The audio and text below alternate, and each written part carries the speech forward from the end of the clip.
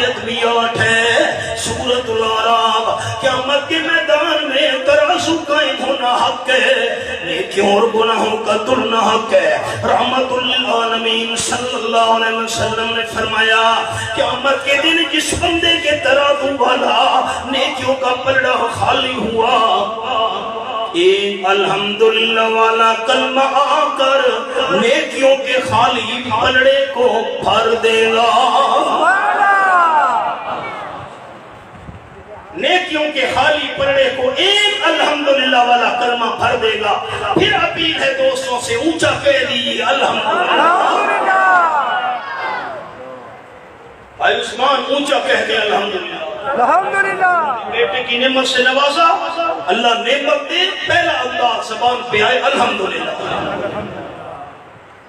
یہ میرے سامنے 23واں پارہ ہے، سورت کا نام سورت الصافات، یہ میں نے 23واں پارہ سورت الصافات کھولی ہوئی ہے اور آیت نمبر 100، رب حملی من الصالحین،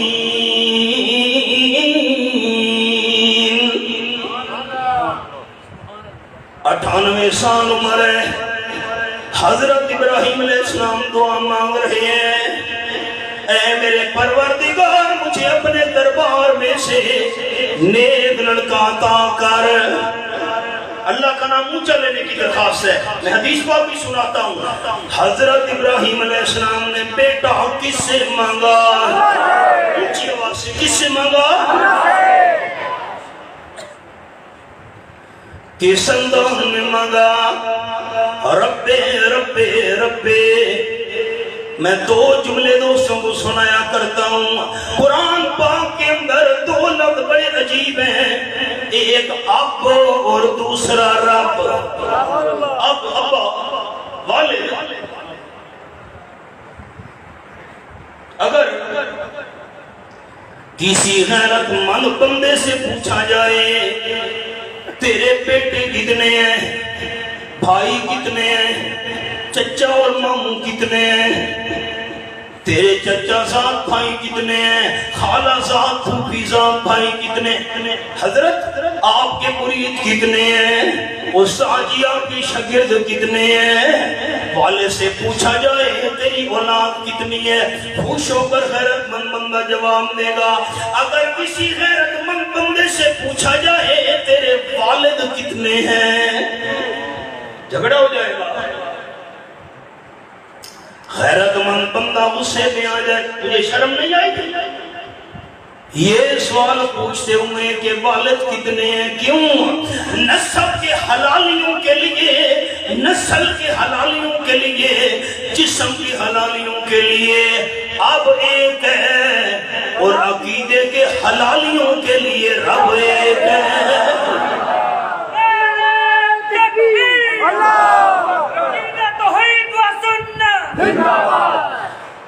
نسب کا حلالی بندہ، نسل کا حلالی بندہ، عقیدے کا حلالی بندہ اور جسم کا حلالی بندہ اب دوسرا برداشت نہیں کرتا، تو عقیدے کا حلالی بندہ رب بھی دوسرا برداشت نہیں کرتا۔ قرآن کا حوالہ دکھاتا ہوں، 13واں پارہ، یہ میرے سامنے 13واں پارہ کھلا ہوا ہے، سورت کا نام سورت 12واں پارہ، سورت کا نام سورت یوسف۔ حضرت یوسف علیہ السلام جیل کے اندر اعلان کر رہے ہیں، یہ میرے سامنے سورت یوسف آیت نمبر 39، یا صاحب السجن، اے میرے جیل کے 2 ساتھیوں، جیل کے 2 ساتھیوں، یہ تو بتاؤ ارباب متفرقون خیر، بہت سارے رب الگ الگ بہتر ہیں، بہت سارے رب جدا جدا بہتر ہیں، ام اللہ الواحد، یا اکیلا اللہ رب کافی ہے۔ یہ آئیے سبق پر، حضرت ابراہیم علیہ السلام نے بیٹا مانگا، رب رب رب۔ پھر الفاظ آپ دوستوں کو دکھاتا ہوں اور ایک مسئلہ سناتا ہوں۔ رب ہب لی من الصالحین، یہ حوالہ سامنے، اے میرے پروردگار مجھے اپنے دربار میں سے نیک لڑکا عطا کر۔ حبلی، بات تو بڑی مشکل ہے، میں سادہ لفظوں میں آپ دوستوں کو سناؤں۔ ہیبہ کسے کہتے ہیں؟ بغیر کسی عوض کے میں نے کچھ بھی نہیں کیا، اللہ مجھے اپنے اعمال پر ناز نہیں ہے، اپنی عبادات پر فخر نہیں ہے، رب العالمین میرے دامن میں کچھ بھی نہیں ہے پیش کرنے کے لیے اپنے دربار میں سے احسان کرتے ہوئے بغیر کسی وجہ کے مجھے بیٹا عطا کر۔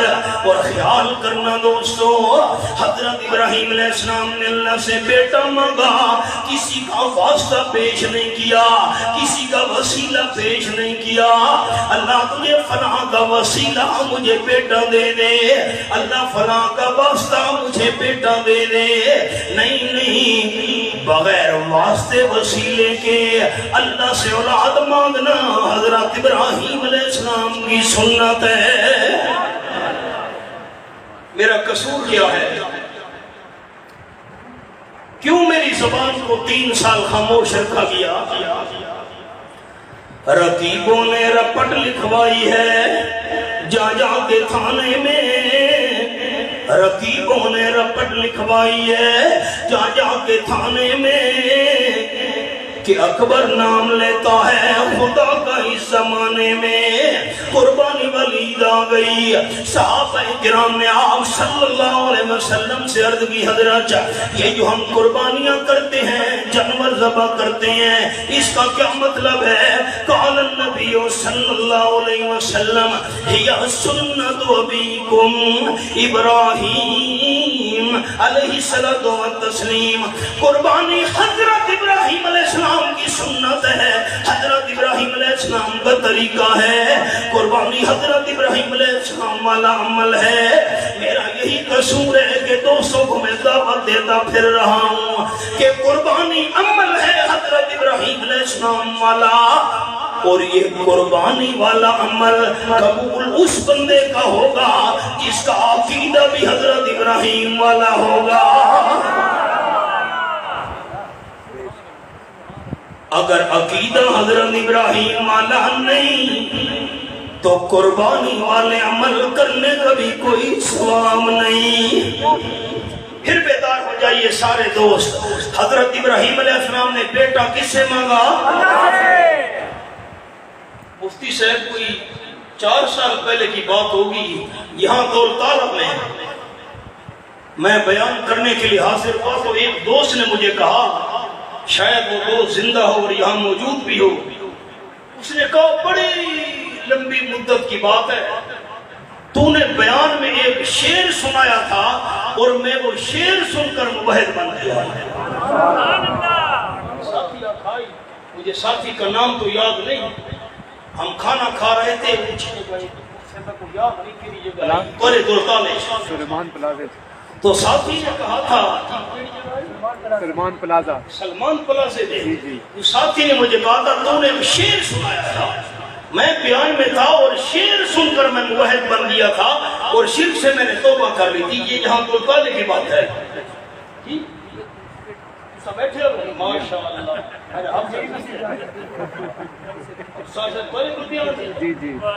شعر میں نے یہ سنایا تھا کہ کتیاں نوں بچے کون ہے دیندا جڑی ٹردی ہے لا کے قطاراں،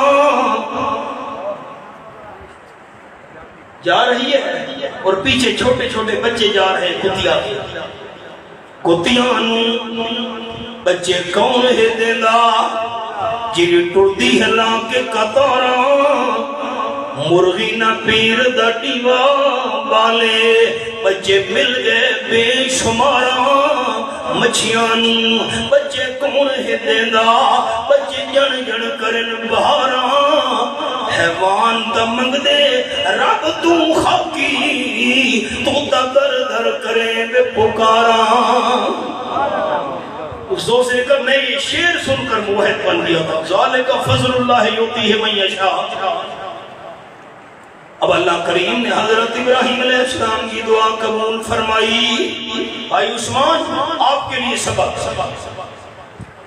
اب حضرت ابراہیم علیہ السلام کو جب اللہ نے اولاد والی نعمت دے دی تو شکر کرنے کا پہلا طریقہ کہ میرے سامنے 13واں پارہ سورت کا نام ہے سورت ابراہیم یہ میں نے سورت ابراہیم کھولی ہوئی ہے اور آیت نمبر 39 الحمدللہ الذی وہب لی علی الکبر اسماعیل و اسحاق مجھے بڑھاپے کی حالت میں تو بیٹے عطا کرنے والا اللہ حضرت اسماعیل علیہ السلام بھی دینے والا اللہ حضرت اسحاق علیہ السلام بھی عطا کرنے والا اللہ اگر بڑھاپے کی عمر میں دو بیٹے میں ابراہیم علیہ السلام کو دینے والا اللہ تو الحمدللہ